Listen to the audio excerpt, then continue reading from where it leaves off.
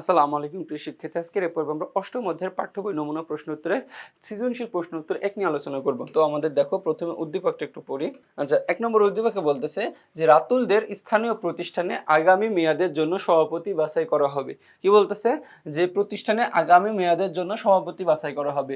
নিয়ম অনুযায়ী সবাই স্বাধীনভাবে গোপনে মত প্রকাশ করে সভাপতি ঠিক করবেন। কি বলতেছে? নিয়ম অনুযায়ী সবাই স্বাধীনভাবে গোপনে মত প্রকাশ করে সভাপতি ঠিক করবেন। ৫ জন সভাপতি হতে চাইলে বা দেখো চাইলে বাকি ৪ জন। বাকি ৪ জনকে জানায় তারা হচ্ছে যে বাবা ক্ষমতাধর সেই সভাপতি হতে চায়। ভয়ে বাকি ৪ জন সভাপতি হওয়ার ইচ্ছা ত্যাগ করে। তো সভাপতি হয়। পরবর্তীতে কি? যে সভাপতি হয়। আচ্ছা, নম্বর প্রশ্নটা দেখো যে নির্বাচন পূর্ব অনিয়ম কি? কি নির্বাচন পূর্ব অনিয়ম কি? খ নম্বর বলতেছে যে বিরোধী রাজনৈতিক দল ধারণাটি ব্যাখ্যা করো।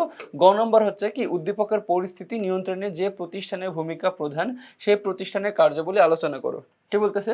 উদ্দীপকের পরিস্থিতি নিয়ন্ত্রণে যে প্রতিষ্ঠানের ভূমিকা প্রধান এবং সে প্রতিষ্ঠানের কার্যাবলী কি আলোচনা করতে বলতেছে।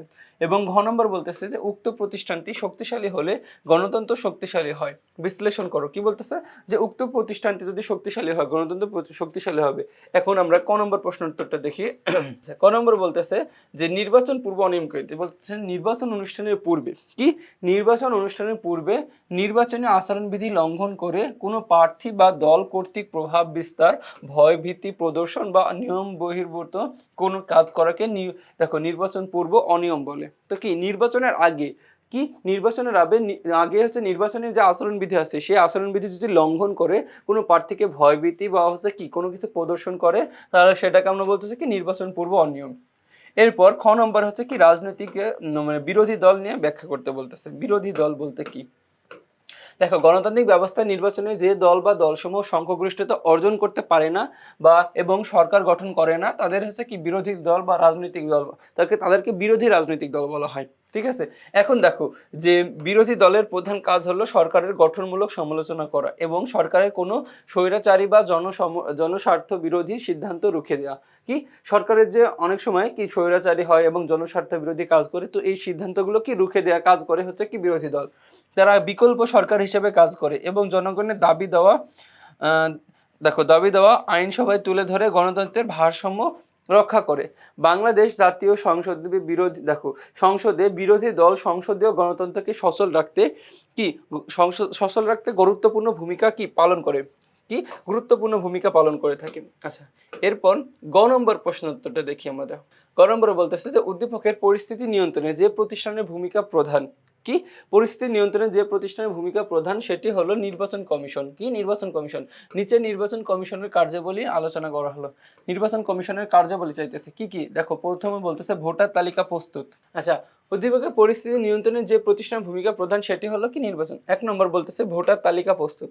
আচ্ছা, যোগ্য নাগরিকদের নিয়ে নির্ভুল ভোটার তালিকা তৈরি বা হালনাগাদ করা। কি বলতেছে? যোগ্য নাগরিকদের নিয়ে, দেখো যারা যোগ্য তাদের নাগরিকদের নিয়ে নির্ভুল ভোটার তালিকা এবং হালনাগাদ করা। ২ নম্বর নির্বাচন পরিচালনা, সকল জাতীয় এবং স্থানীয় নির্বাচন সুষ্ঠুভাবে সম্পন্ন করা। কি বলতেছে? সকল জাতীয় এবং স্থানীয় নির্বাচন সুষ্ঠুভাবে কি করা? সম্পন্ন করা।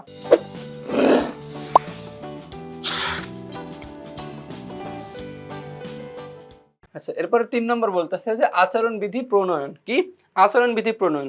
বলতেছে নির্বাচনে অংশগ্রহণকারী প্রার্থীদের জন্য আচরণবিধি তৈরি এবং তা লঙ্ঘন করলে আইনগত ব্যবস্থা নেওয়া।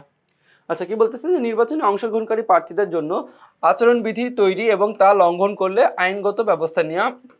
৪ নম্বর হচ্ছে তফসিল ঘোষণা, নির্বাচনের তারিখ এবং সময়সূচি নির্ধারণ করা। কি নির্বাচনের তারিখ ও সময়সূচি নির্ধারণ করা।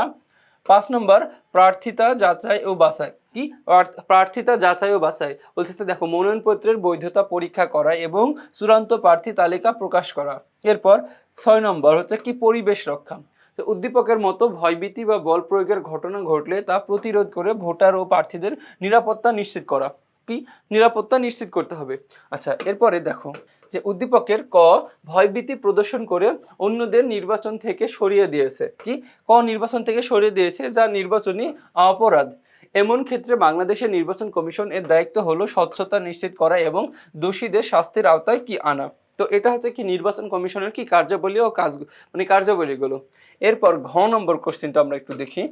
ঘ ঘ নম্বর বলতেছে যে নির্বাচন কমিশন একটি গণতান্ত্রিক রাষ্ট্রের অন্যতম স্তম্ভ। কি নির্বাচন কমিশন একটি গণতান্ত্রিক রাষ্ট্রের অন্যতম স্তম্ভ।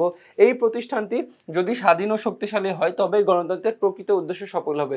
দেখো এই প্রতিষ্ঠানটি যদি স্বাধীন ও শক্তিশালী হয় মানে কি কোনো সরকারের আওতাধীন না, অথবা কি যদি সরকারের কথা শুনতে হবে এমন না, যদি স্বাধীন এবং শক্তিশালী হয় তবে গণতন্ত্রের প্রকৃত উদ্দেশ্য কি হবে, সফল হবে।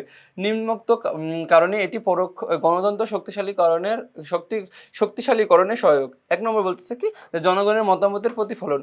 একটি শক্তিশালী কমিশন ভোটারদের নির্ভুল গোপন ব্যালটে মত প্রকাশের সুযোগ করে দেয়, যা গণতন্ত্রের কি মূল ভিত্তি। কি গণতন্ত্রের মূল ভিত্তি এটা।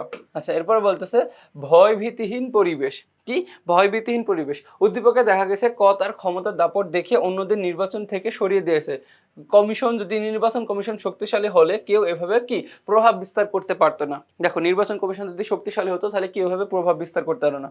তারপর বলতেছে লেভেল প্লেইং ফিল্ড তৈরি। কি লেভেল প্লেইং ফিল্ড তৈরি, সকল প্রার্থীর জন্য সমান সুযোগ নিশ্চিত করার মাধ্যমে একটি অন্তর্ভুক্তিমূলক গণতন্ত্র প্রতিষ্ঠিত হয়। কি এর সুযোগ সৃষ্টি হলে কি একটি অন্তর্ভুক্তিমূলক গণতন্ত্র প্রতিষ্ঠিত হয়। এরপর জবাবদিহিতা নিশ্চিতকরণ বলতেছে যে সুষ্ঠু নির্বাচনের মাধ্যমে যোগ্য প্রতিনিধি নির্বাচিত হলে সরকারের কাজে স্বচ্ছতা ও জনগণের প্রতি দায়বদ্ধতা তৈরি হয়।